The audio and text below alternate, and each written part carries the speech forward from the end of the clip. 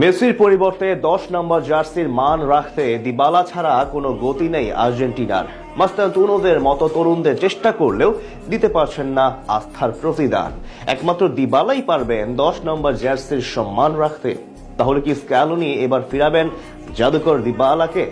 আগামী উইন্ডোতে এই জাদুকর ফিরছেন কিনা তা নিয়ে বিস্তারিত থাকছে রিপোর্টে। মেসি পরবর্তীতে অথবা লিওনেল মেসির অনুপস্থিতিতে আর্জেন্টিনার 10 নম্বর জার্সির মান রাখতে চলেছেন কে? এই প্রশ্নের উত্তরে দিবালা ছাড়া কি কোনো মুক্তি আছে আর্জেন্টিনার?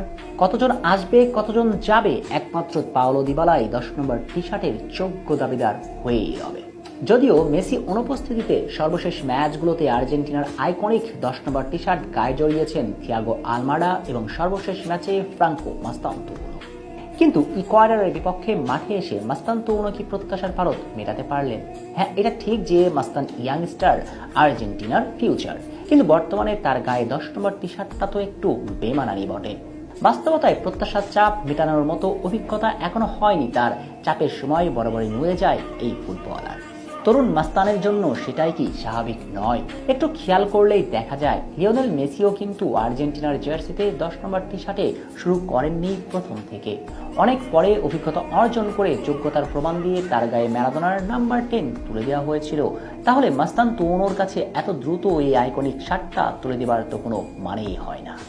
আরেক তরুণ থিয়াগো আলমাডা মেসি অনুপস্থিতিতে নাম্বার 10 পড়েছেন, প্রত্যাশা মাফিক পারফর্ম করেছেন, কিন্তু ওই যে অভিজ্ঞতা সেখানে তো বেশ পিছিয়ে আলমাডা। কেননা বিশ্বকাপের মতো টুর্নামেন্টে অভিজ্ঞতা খুব গুরুত্বপূর্ণ, যেখানে প্রমাণের বাকি আছে এই তরুণ সেন্সেশনের। আর এখানেই বেশ প্রমাণিত পাওলো দিবালা।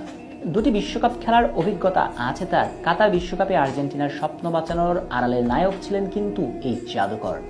ডিবক্সের মাঝে দাঁড়িয়ে যে ক্লিয়ারেন্স করেছেন শেষ মুহূর্তে, সেজন্য পুরো আর্জেন্টিনা ভক্তরা যুগ থেকে যুগান্তর ঋণী থাকবেন দিবালার কাছে। এছাড়াও দ্বিতীয় পেনাল্টিতে পাহাড় সম চাপের মুহূর্তে দলকে লিড এনে দিয়েছিলেন। এসব দৃষ্টিকোণ থেকে ভাবলে আর্জেন্টিনার মেসি পরবর্তীতে 10 নম্বর জার্সির একমাত্র যোগ্য দাবিদার দিবালাই। সবচেয়ে বড় ব্যাপার, এই জাদুকর যখন ছিলেন ফর্মের তুঙ্গে তখন বলা হতো মেসির কারণে তাকে সুযোগ দেওয়া হচ্ছে না। তাহলে আজ যখন মেসির বিকল্প খোঁজা হচ্ছে তখন কেন দিবালার নামটা অবধারিতভাবে আসছে না? এটা কি এই ফুটবলারের সঙ্গে একটুখানি অবিচার নয়? কেন বারবার দিবালার সঙ্গেই এমনটা হয় বলুন তো?